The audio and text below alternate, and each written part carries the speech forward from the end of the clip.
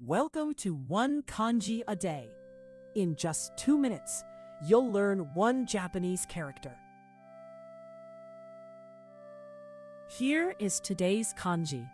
It is read yo or doku in many words.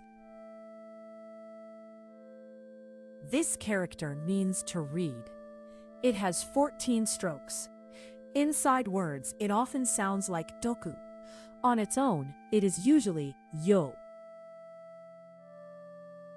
Words you offer to your eyes. Taking in a text by reading.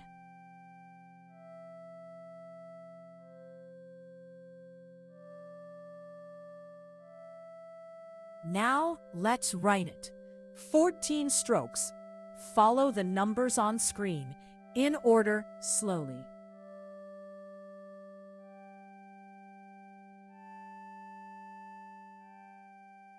Let's see it in real words.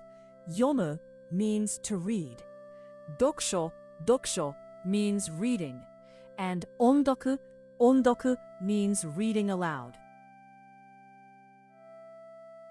A quick tip so you don't mix it up. Look closely at these similar kanji. Go, read, go, language. Hanasu, read, hanasu, to speak. Notice the small differences.